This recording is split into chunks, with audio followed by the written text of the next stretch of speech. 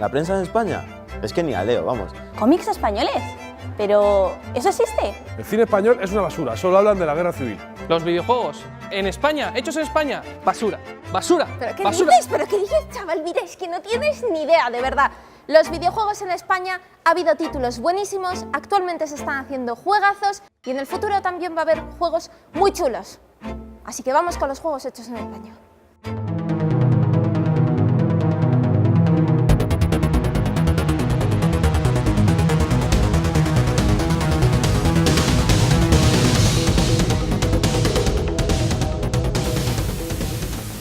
Bienvenidos a Oh My Games, el programa en el que disfrutamos tanto de los videojuegos como vosotros. En el programa de hoy vamos a hablar de algunos de los mejores títulos hechos en España. Sí, quizás algunos estéis sorprendidos, pero en nuestro país se han hecho auténticos juegazos. De hecho, a día de hoy tenemos multitud de talento emergente desarrollando nuevos títulos. A lo mejor os parece que la industria española del videojuego no es demasiado conocida y esto es porque la mayor parte de los estudios son indies, pero no os preocupéis, porque en Oh My Games queremos darles visibilidad y de paso recomendaros algunos juegos súper chulos. Y como toda industria, también tiene su historia. Vamos a repasarla.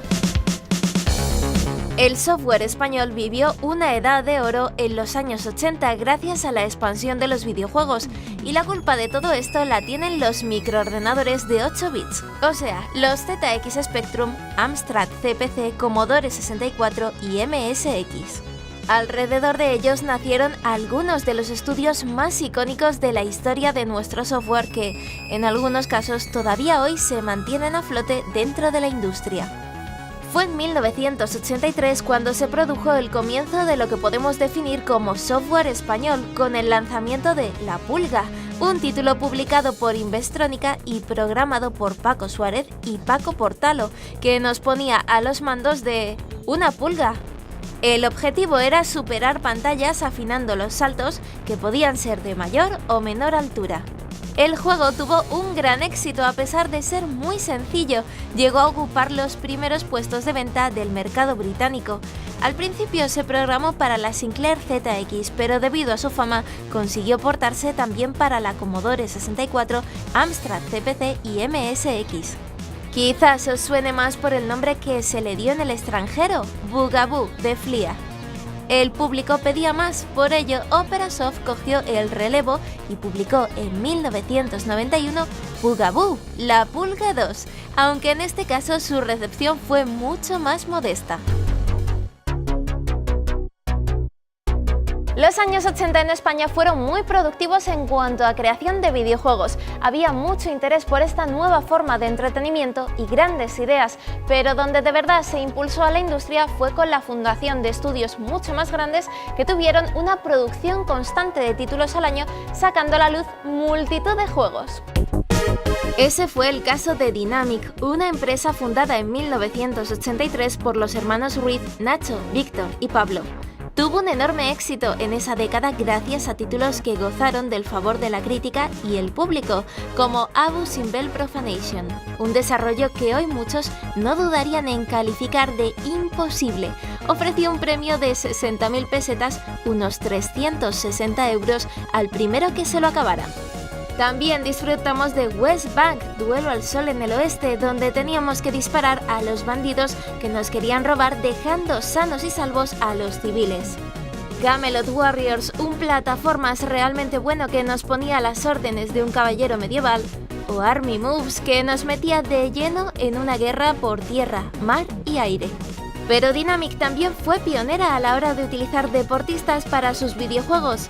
Y con Fernando Martín Basket Master marcó el camino a muchas compañías que a partir de entonces ficharon a las estrellas de la época para protagonizar juegos exclusivos y multiplicar las ventas.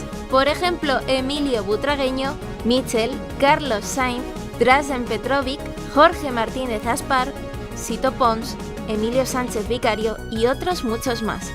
El paso de los 8 a los 16 bits fue complicado y Dynamic Software se convirtió en Dynamic Multimedia, dando la campanada en los años 90 con la serie PC Fútbol, el manager español más vendido de la historia y que dio a la empresa de los hermanos Ruiz muchas alegrías.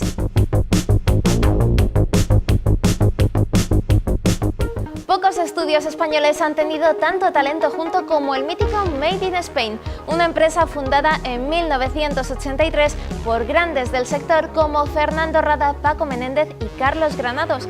Además se atrevían con todo, a aventuras gráficas, plataformas e incluso simulación de conducción. Seguramente es uno de los estudios más recordados de aquellos años 80 y que con el paso del tiempo se acabó convirtiendo en la productora de recreativas de mayor éxito de nuestro país. A la primera época pertenecen nombres como Fred y Sir Fred, dos arcades muy distintos que en el caso de la segunda parte se convirtió en uno de los desarrollos más importantes de aquellos años. Contaban con animaciones muy depuradas, una mecánica de juego realmente compleja y una rejugabilidad a prueba de bombas.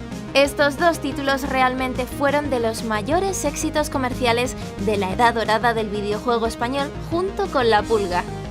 Más tarde se atrevieron con El Misterio del Nilo, un juego basado en la película La Joya del Nilo, protagonizada por Michael Douglas y Catherine Turner, y que además mejoraba todavía más el nivel mostrado en sus anteriores creaciones.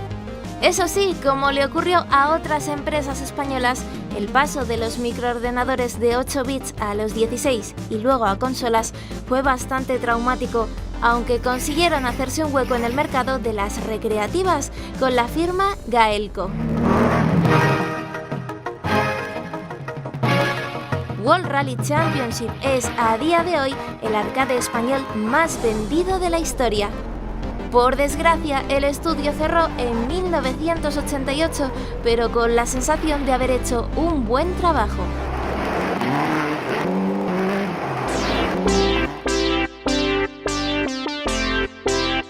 A pesar de que en los años 80 algunas compañías en España conseguían traspasar fronteras y ver sus juegos en el extranjero, la edad de oro del videojuego español era más bien de andar por casa. Con deciros que el germen de Herbe Software surgió en El Rastro, con eso lo digo todo. En los años 80 era habitual que algunos programadores intentasen vender sus títulos en El Rastro.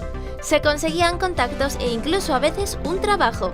Así lo hicieron Javier Cano y Emilio Martínez, dos de los integrantes de la mítica Herbesoft. La distribuidora más importante de nuestro país realmente fue fundada por Andrew Backney y Paco Pastor en 1984. Comenzó a desarrollar con gran éxito y a esa primera época pertenece Las Tres Luces de Glaurung, un sensacional plataformas. Más tarde cambiaría de forma hasta convertirse en Toposoft, que recogió a muchos miembros de Herbe Software para crear uno de los estudios más laureados de aquella edad de oro. Desperado, que tuvo un enorme éxito internacional, nos traslada al salvaje oeste en un shooter vertical realmente divertido.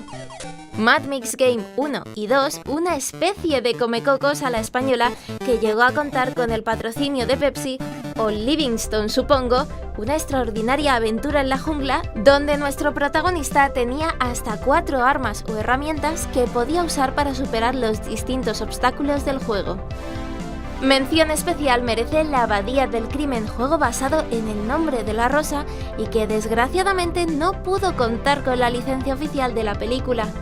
Este título es considerado por muchos como el mejor de aquellos años 80 y un auténtico adelantado a su tiempo por su complejidad de juego, historia y realización técnica.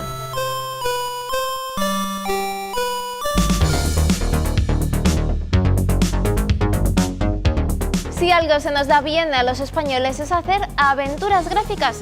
¿Por qué? Pues muy sencillo, un bajo presupuesto de desarrollo se puede compensar con mucha creatividad. Historias apasionantes, personajes complejos y un arte final muy bien cuidado son las características de los juegos de Péndulo Studio, una empresa española fundada en 1994. Podemos ponerles la condecoración de haber sido los primeros en desarrollar una aventura gráfica íntegramente en España. Igor Objetivo Uico Cajonia fue el primer título que lanzaron al mercado y que nos recuerda mucho a las clásicas aventuras de LucasArts. En esta historia nos encontramos con Igor, un adolescente que se ha propuesto numerosos retos como el de conquistar a la bella Laura sin perder de vista a su archienemigo Philip. No soporto ver a Laura Wright con ese estúpido baboso de Philip Golash. Las trabas típicas de la universidad como acudir a exámenes, presentar trabajos o incluso costearse el viaje de fin de curso harán que este enrevesado point and click nos enganche. Como siga llorando se va a deshidratar. Eso sí, si ya no tenemos disquetera para jugarlo, armaos de paciencia para conseguir el CD en el que ya se incluían las voces de los personajes. Es toda una reliquia. Por suerte, mi gorro de piel de rata está intacto. Y si Igor no nos convence mucho, Péndulo Studios consiguió dar el salto con su siguiente lanzamiento, Hollywood Monsters de 1997. Otra aventura gráfica en la que nos pondremos en la piel de un periodista que investiga unos extraños hechos ocurridos en una fiesta. Ah, sí, es una buena historia. También de mecánica point and click nos hará viajar por todo el mundo tratando de resolver los acertijos a Suiza, Transilvania, Los Ángeles, Australia o Egipto. Tras este éxito desde Péndulo Studio se ponen las pilas y crean la saga Runaway, toda una superproducción española con más de 100 escenarios creados por ilustradores, 23 personajes modelados en 3D, cinemáticas de gran calidad, 5.000 frases de diálogos dobladas por actores profesionales a varios idiomas, banda sonora original y muchas innovaciones más para la época. Su último título salió al mercado en 2016 siendo una precuela y secuela de The New York Crimes. Hablamos de Yesterday Origins, que tuvo un desarrollo truculento pero finalmente salió a la luz gracias a la colaboración con el estudio francés Microids. Esta aventura gráfica con un apartado artístico mucho más actualizado que las anteriores nos cuenta la historia de John y Pauline, con diversos flashbacks en la que llevará a cabo una investigación para encontrar una antigua moneda perdida.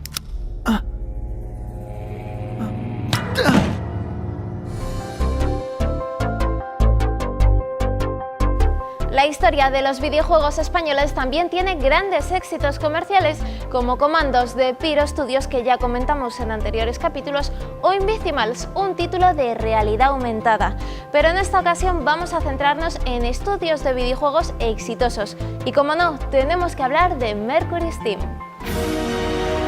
Mercury Steam representa todo un orgullo para la industria española. ¿A quién no le hubiera gustado trabajar codo con Konami?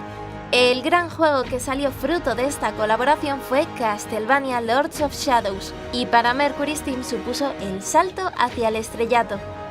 Al principio iba a estar fuera de la saga Castlevania, como Lords of Shadows, pero gracias a la intervención de Kojima, finalmente formó parte de esta saga, a pesar de su propuesta arriesgada.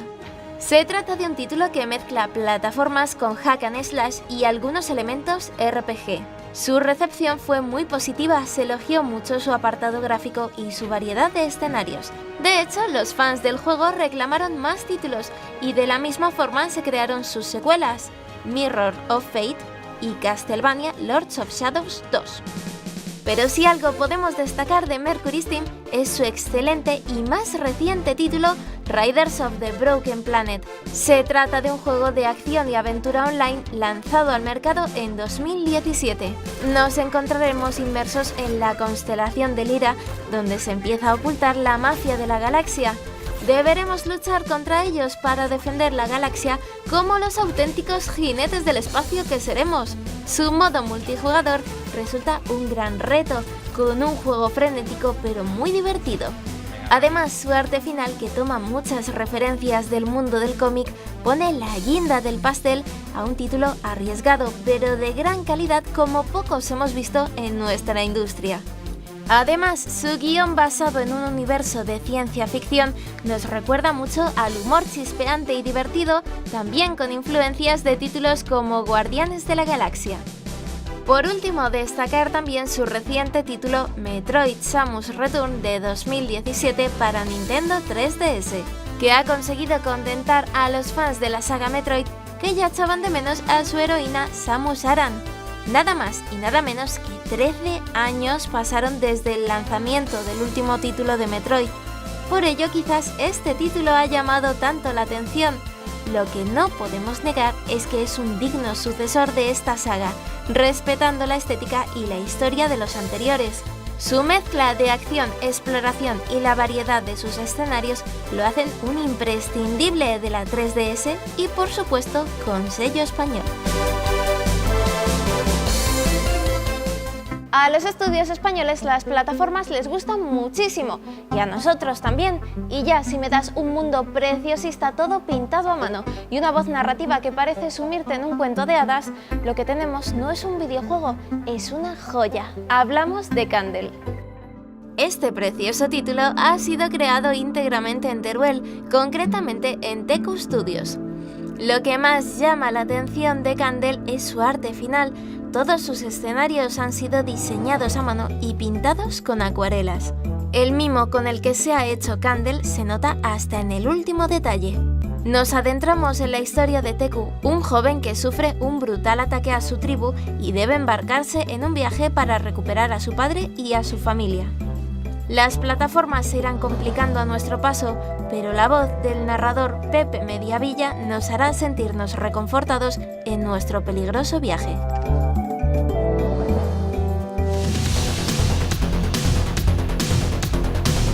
Y con esto terminamos el programa de hoy y espero que a partir de ahora os fijéis más en los títulos Made in Spain.